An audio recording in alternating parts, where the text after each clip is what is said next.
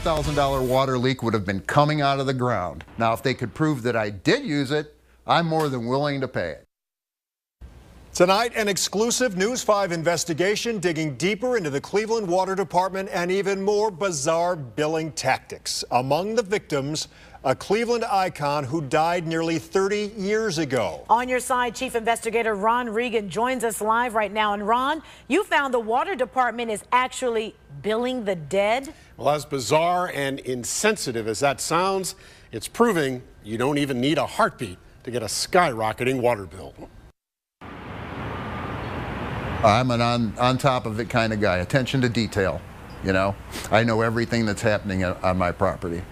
Everything. His property is home to 12,000, but not a single one of them is using water. It's kind of a slap in the face, you know. Here you are, 12,000 people buried here, and you're making us pay a bill for nothing that they did, you know, and nothing that we did. You know, and it's just wrong. Mike Radigan is property supervisor here at Beechwood's Bet Olam Cemetery. And this is the one group. And among the 12,000, a Cleveland icon. Yesterday and today, the most trusted name in Cleveland broadcasting. Dorothy Fuldheim died nearly 30 years ago at the age of 96.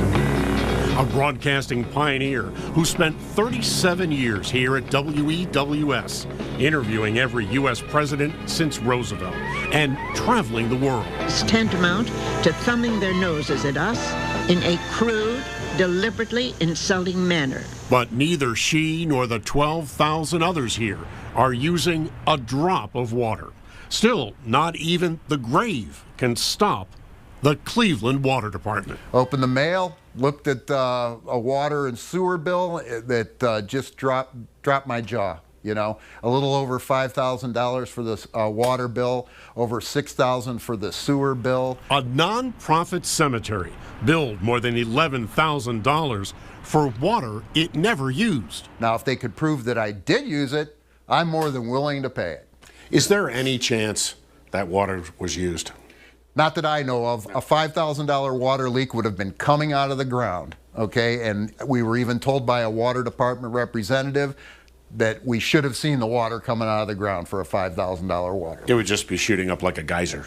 Yeah, or rolling out of a manhole lid, or I would have had very many soft spots, but I had none of that. Ground solid. The quarterly water bill here is usually about $53. Then it suddenly skyrocketed. And that's your job to know what the grounds look like. Oh yeah, because and the condition of the ground. If it's spewing out of the ground, it's getting some of my people that are interned here wet.